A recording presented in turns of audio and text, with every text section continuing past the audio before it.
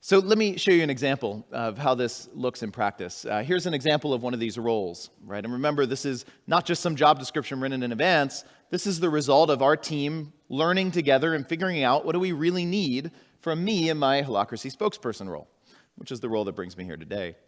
And I have a purpose. Every role in Holacracy has a purpose. This is a purpose-driven operating system. The whole point of Holacracy is to help an organization express some higher purpose.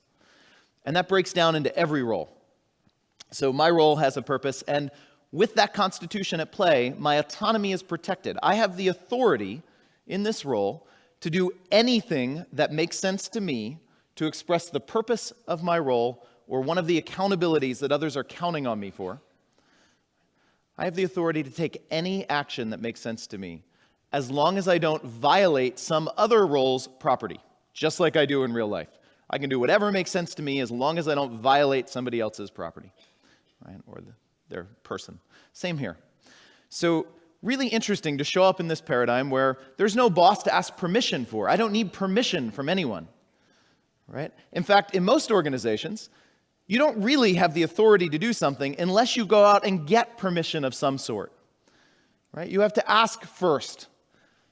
With Holacracy, you have the authority to do anything unless it's explicitly against the rules. And let's see how that comes into play. Here's a colleague of mine's role, web architect. This is my colleague Olivier who fills this role. And his role has what Holacracy calls a domain, in this case our website. A domain means property.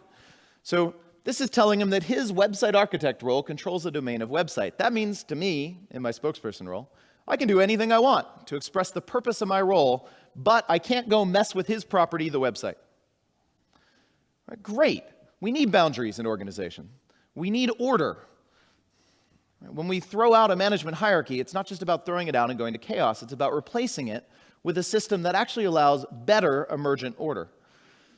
Right? And this is an example. So I know if I want to update the website to serve my spokesperson role, I need his permission. It's his property. Right? And I know I can count on him for some things too. Right? And he can count on me for some things. Right? We don't have a boss-subordinate relationship. We're two peers that are each leading our roles and following each other's roles. We each get to be a leader and a follower, depending on what domain we're in, what we're talking about.